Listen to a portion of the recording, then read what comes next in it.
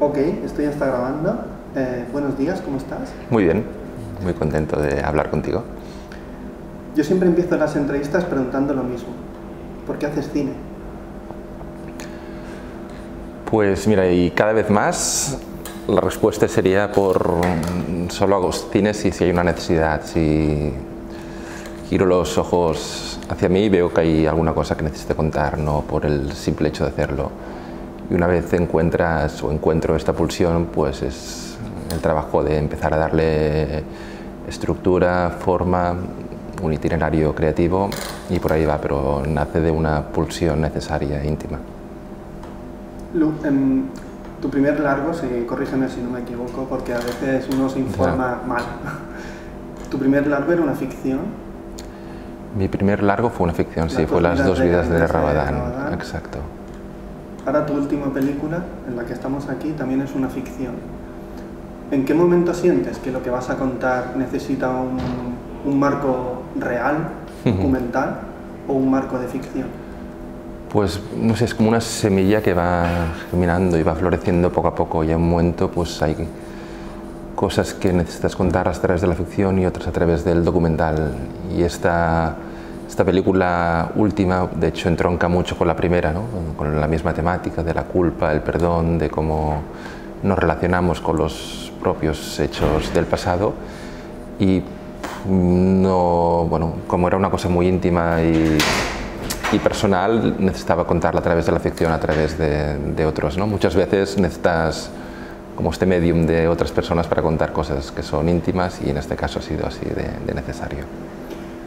¿Y hubo una primera imagen, una primera idea en la que te obsesionaba y a partir de ahí empezaste a construir? Porque yo hay momentos en la película que veo esas imágenes, ¿no? Rompedoras, ¿no? que te dejan, o sea, te dejan perdido, ¿no? Como en muchos momentos les pasa a tus personajes.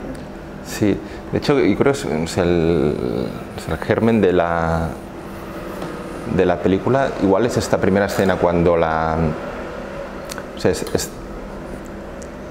digamos, la pulsión viene de esta incomunicación a la que estamos sometidos los seres humanos, que muchas veces no nos atrevimos, tenemos un conflicto con alguien y va pasando el tiempo y no nos atrevemos a volver a ello, ¿no? Y muchas veces necesitamos como un medium, un agente intermedio, como un abogado casi, ¿no? En los conflictos, que nos ayude a crear estos puentes de comunicación.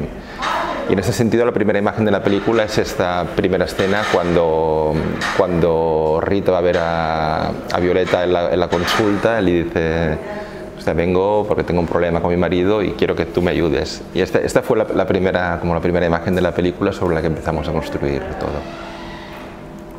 Veo que hay 4 guionistas, la queridísima Clara Roquet, sí, que ya empieza a ser como habitual en este tipo de historias, porque Rosales también la cogió para hacer... Petra. ¿Por qué 4 personas para escribir el guión? ¿Necesitabas otras miradas? Sí, a ver, esta película la empecé escribiendo yo y bueno, durante mucho tiempo estuve solo, luego incorporé a Guillem, que es un amigo que ya habíamos hecho otras películas, porque bueno, él escribe muy bien, es una persona a la que admiro mucho y me ayudó mucho a construir algunas escenas, a acabar de construir la trama. Y luego con las 2 chicas, como es una película sobre todo de mujeres, sentí que necesitaba una aportación, un punto de vista más femenino desde el punto de vista de las mujeres para entenderlas bien, y fue cuando incorporamos a Clara y a Sandra. Pero bueno, el grueso ha sido todo el proceso y puntualmente hemos ido incorporando otros guionistas. ¿Y esa cámara en mano que está como persiguiendo y traspasando a los personajes, ¿era una idea del principio o se fue construyendo? Se fue construyendo. A mí me parece muy emocional todo eso. Me parece como muy de... Hostia, esto se tiene que rodar así, no se puede rodar de otra manera. Sí, hubo un momento cuando con Alex, el director de fotografía, nos planteamos cómo tenía que ser la película. Sí, yo tenía claro que la cámara o ya desde el guión, la película tenía que intentar seguir el hilo psicológico de los personajes, ¿no? Intentar ponerse en su cabeza, encontrar sus sentimientos más profundos, y necesitaba esta cámara que estuviera cerca de ellos y que de alguna forma pues fuera esta expresión de sus pensamientos, de sus emociones, de sus sentimientos, y bueno, por eso construimos esta idea de la cámara. La película a la vez por eso es muy poliédrica, ¿no? O sea, la vemos desde distintos puntos de vista. De hecho, en el guión esto no se ha respetado al final, pero era muy capitular. Había un capítulo de Jean, de Rita, de Violeta, con sus referentes mitológicos. Y por eso bueno, va cambiando, pero yo creo que es una película que está vista sobre todo desde el punto de vista de las mujeres, con un supranarrador que es Jean, que de alguna forma es el demiurgo que mueve los hilos de la historia. Porque en realidad es una historia femenina. Sí, creo que es muy potente. Sí, es una historia, bueno, son 3 protagonistas, pero la película se ve sobre todo desde el punto de vista de las mujeres y intentamos estar muy cerca de su dolor, de su vacío, de cómo intentan dar sentido a sus vidas, de cómo van destapando capas casi de misterio a su alrededor hasta que van encontrándose ellas mismas. Y esto es la película, ¿no? Vamos a ir desvelando capas de misterio, ir viendo tanto el presente como el pasado de forma distinta a medida que vamos desvelando estas capas.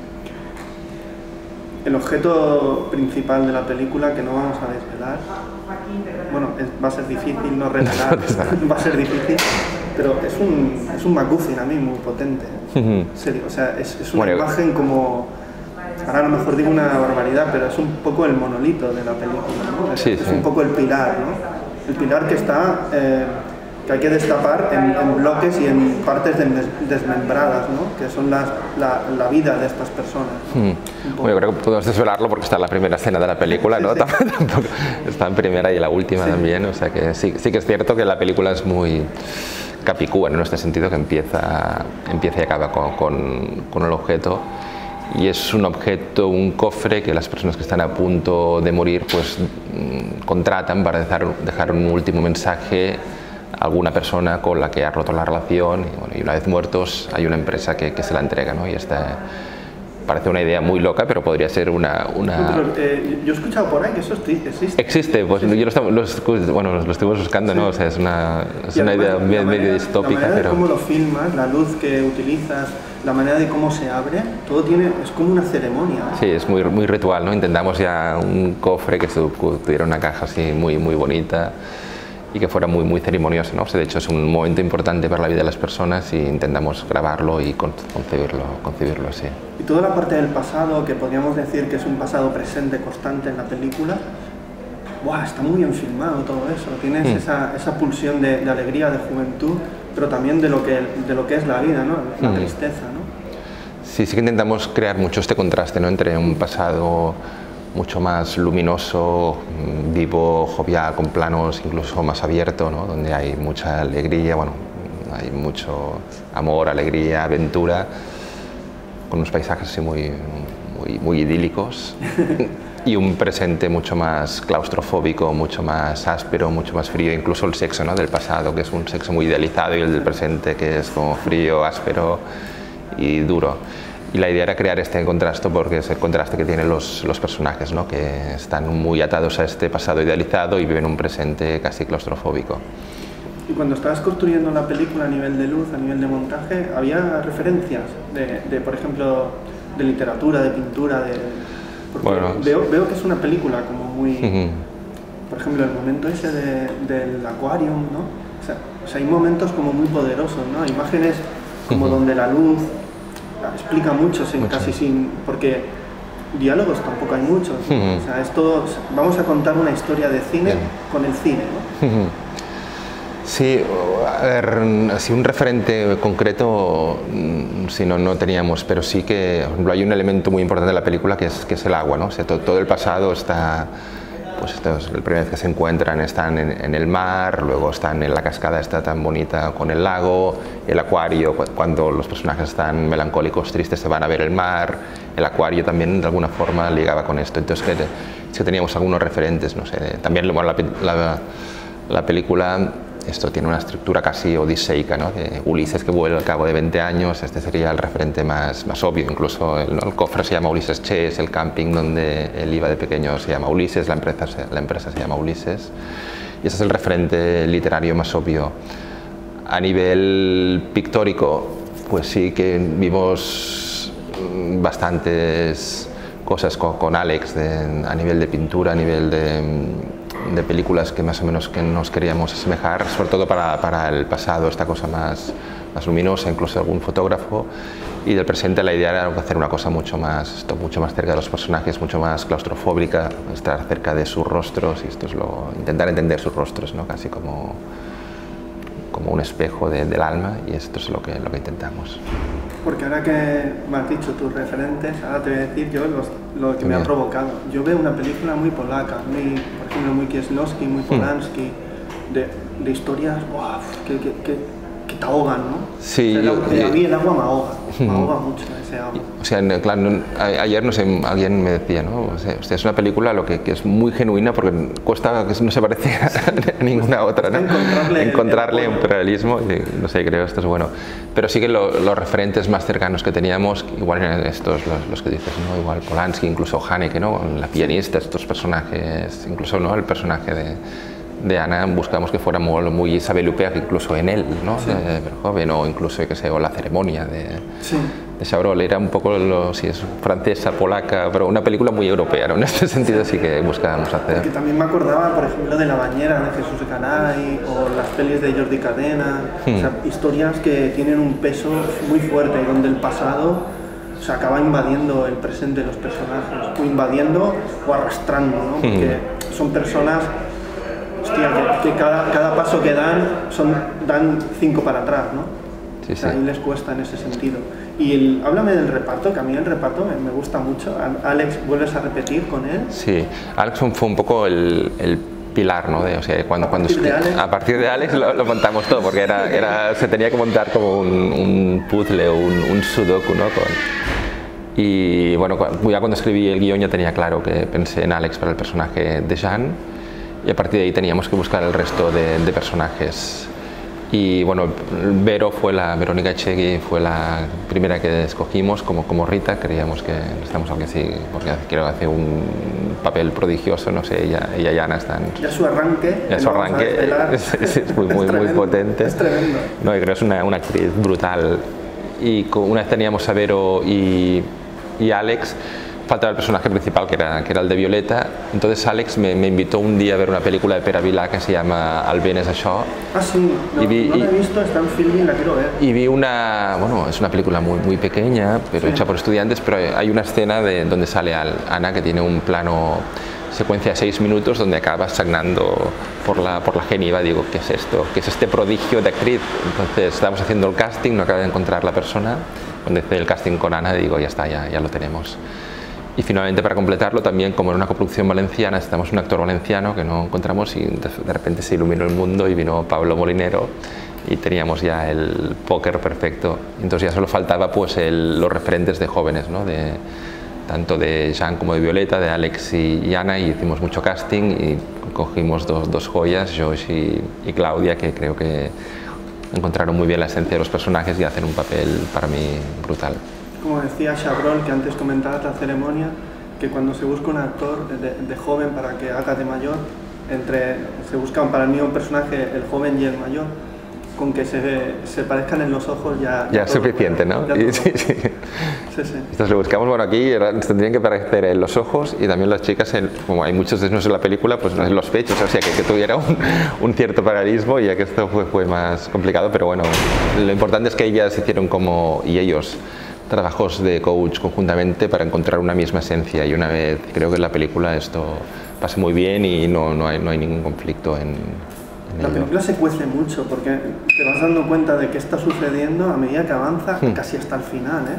O sea, hay que estar muy atento. Nosotros ya lo concebimos como esto, como una película que va desvelando capas de misterio, y a medida que vas desvelándolas, pues vas entendiendo las motivaciones e intenciones de los personajes, los vas viendo de otra manera, y en este sentido es una película muy poliédrica, ¿no? Sí, va cambiando de forma incluso, ¿no? Parece que empieza como un triángulo amoroso, después la cosa está más odiseica del retorno, thriller psicológico, al final casi un viaje espiritual o trascendental, y esto es a medida que vamos desvelando capas de misterio y creo que es lo que hace que la película sea muy magnética y que te atrape al espectador, ¿no? En este sentido. Y desde aquella primera idea que tuviste hasta la película Final Cut, ¿está esa esencia que tú sentías al principio? Yo creo que sí, yo creo que hemos mantenido la esencia. La película, obviamente, han sido 5 años de proceso, ha cambiado mucho de guión, incluso del guión que teníamos al rodar, al montaje final hemos cambiado muchas cosas, pero la esencia se ha mantenido. y todas las aportaciones de los compañeros y compañeras guionistas y sobre todo los actores, que hicimos una pequeña gran familia y ensayamos muchísimo juntos y encontramos cosas también en estos convivencias que hacíamos casi en la montaña, pues han hecho crecer muchísimo la película, o sea que no solo respeta la esencia, sino que la ha hecho crecer en el proceso. Los primeros pases con gente, ¿qué tal? Pues súper bien, no sé, súper bien, hicimos, bueno... ¿Qué pregunta la gente después, cuando acaba? Bueno, la gente, es una película que... ¿Qué te hayan preguntado? Bueno, hay preguntas muy raras, ¿no? ¿Por qué este símbolo en el cofre? No sé, esto... hay cosas... Pero no, o sea, la gente, yo creo que, o sea, a mí lo que me gusta de la película, o lo que percibo, ayer lo vimos con 400 personas y realmente estuvo súper, bueno, hubo muy buena acogida, es que es una película que creo que cada espectador la completa desde cómo se relaciona con los personajes, ¿no? Desde su propia experiencia, pues encuentra una cierta resonancia con algunos de los personajes y ahí es donde, hostia, pues hay gente que dice, hostia, pues yo me identifico con este, yo con este. Pero esto no lo da la película, sino lo da como es una película que habla de esto, de la idealización del pasado, de la culpa, del perdón. Creo que la completa la propia experiencia del espectador y esto se ve mucho en los comentarios de después y me parece muy interesante. ¿Por qué crees que, ahora que estás hablando de idealizar el pasado, no crees que a veces en la vida vivimos cosas y otras simplemente estamos, ¿no? Sí, la película habla mucho de eso, ¿no? Sí, sí. Porque hay una frase que dice Alex, que no desvelaremos porque me parece a mí muy potente, pero ¿por qué constantemente nos engañamos a nosotros y nos inventamos nuestra propia manera de vernos? Bueno, cada uno construyó su propio relato, ¿no? Sí. En función de unos hechos. ¿Enfrentarse a la verdad? ¿A lo que eres? Sí, pero la verdad es muy compleja, ¿no? O sea, al final cada uno construye un relato a partir de unos hechos que escoge. O sea, los hechos que vivimos son infinitos. No sé si esta entrevista nos marcará la vida, pero bueno, pues, quizás sí, no sé. Al final escogemos unos hechos que marcan un relato. Entonces, estos hechos les damos una importancia capital y por eso a veces queremos volver sobre ellos. La película también habla mucho de esto, ¿no? Con el cofre habla de la ucronía, ¿no? O sea, ¿qué hubiera pasado con mi vida si puedo volver a aquel momento y hacer que la gente cambie su percepción de aquel momento? No solo yo, sino aquellos a los que ha afectado. Y esto es una fantasía muy humana, ¿no? Al dar importancia a determinados hechos para construir nuestro relato, a veces queremos volver sobre estos hechos para cambiarlos y la película también habla de esto.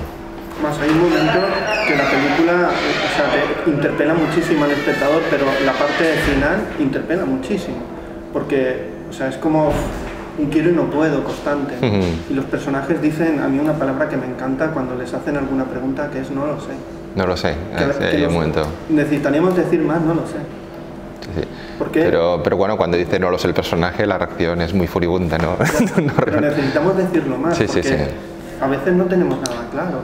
Pero esto es un ejercicio de sinceridad que a veces cuesta hacer, estoy totalmente de acuerdo. O sea, es un canto a la sinceridad también tu película.